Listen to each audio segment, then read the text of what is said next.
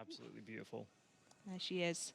I was saying to Mike earlier when we were looking over the car, all the vents on it, so you can see just behind, next to the tail lights there, right underneath them, in the door, on the fender, they're all fake vents. Toyota put them there so that the aftermarket could put in vents for things like oil coolers and things like that. So when people start upgrading it, the vent locations were already there, which is absolutely fantastic.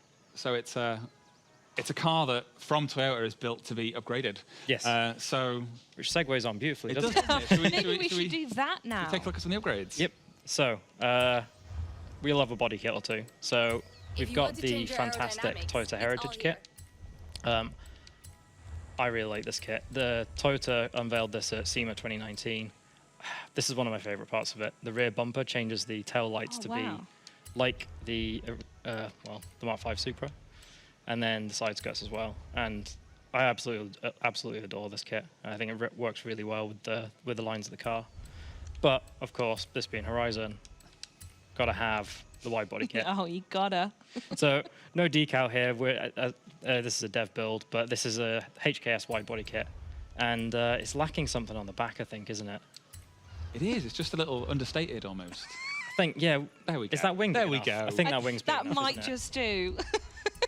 And I think we also need some wheels to go with this as well, don't we? So let's jump in and put some wheels on it. So again, we've got a bunch of blank thumbnails here. These are all the new wheels. All the blank ones are all the new wheels coming to Forza Horizon 5. My favorite ones are right at the bottom, nice set of work wheels. So blank because Chris has not yet fully set them up, but we thought we'd show you these anyway.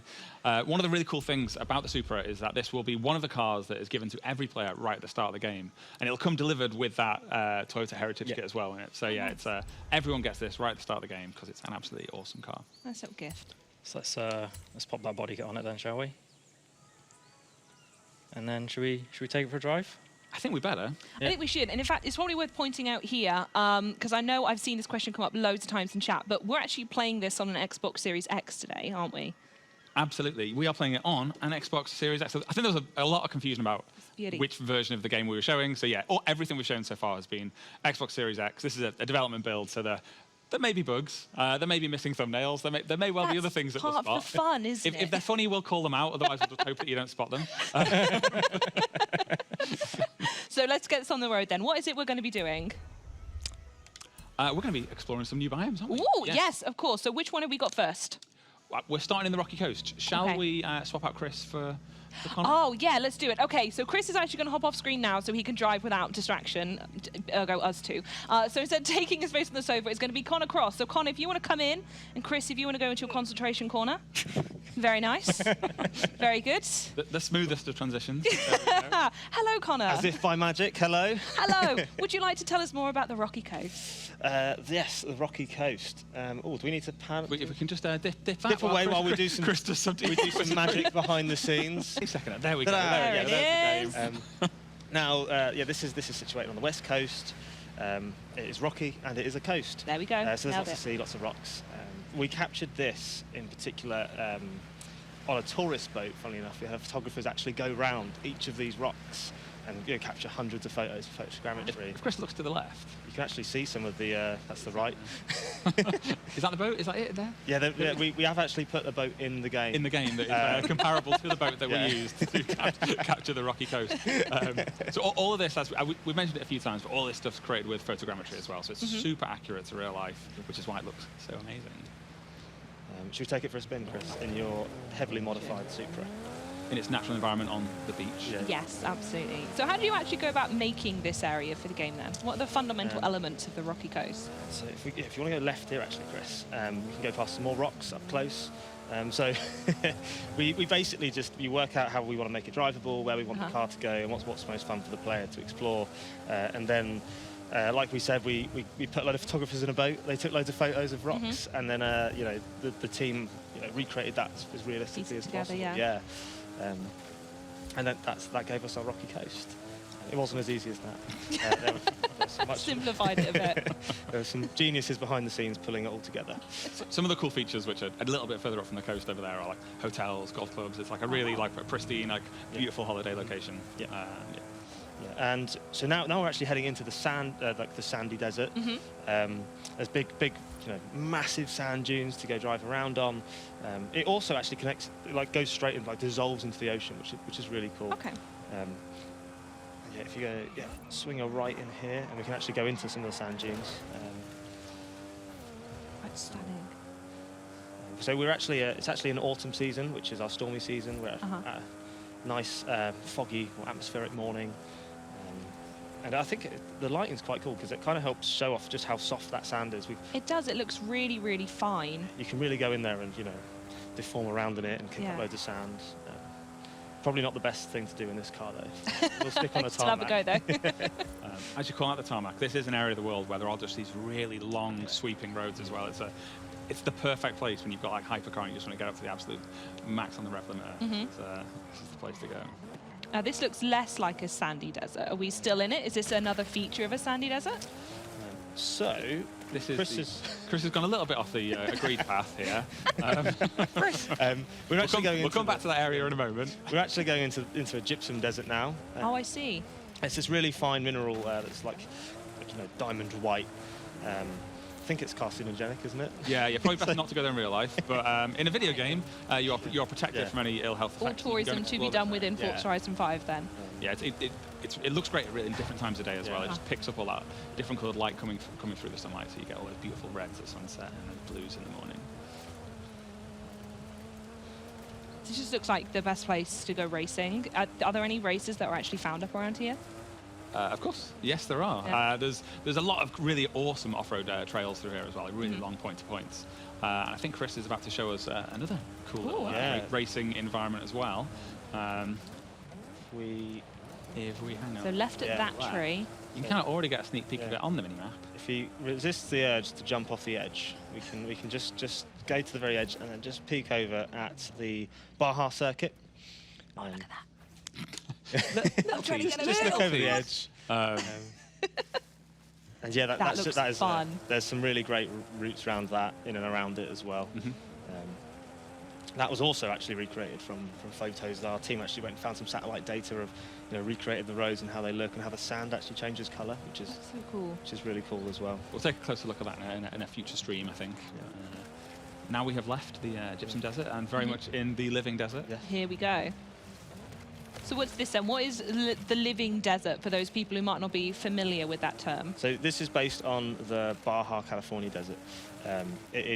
It's kind of contrary to what most people think of a desert, in that there is sand, but there's an absolute ton of foliage. There's all these lovely, thick mesquite bushes everywhere. There's loads of these yellow and celia bushes. Rocks. Chris is lost. You okay, mate? Yeah. You're just taken aback by all the cacti. So there's lots of different cacti. We have all these weird alien-type plants called boojum. Those things there that Chris has smashed through. This was all planned, wasn't it, Chris? Flawlessly executed. Yeah. There's all these really cool little settlements as well. They've all got their own little story there as well, and really feel like they're part of the world. Really, really true to sort of Mexican towns and things that we found in the area. I'm remembering what you said in previous streams as well, and that volcano is just always looming, isn't it? Where Chris just took a little detour, actually, there's a really nice trail that goes up there that is even funner coming down the other side. Yeah, I bet. There's all these a fantastic, great big rock. There's all these big rock walls here to go, jump off and skirt around. But there's all these big rock structures that they're really dominating in the environment as well. That you just suddenly come around the corner and there's this massive thing of geology. I think we're just about to go into another little bit of biome, which is this sort of lava, like an old lava desert that from years ago when the volcano did its thing. Did that volcano thing.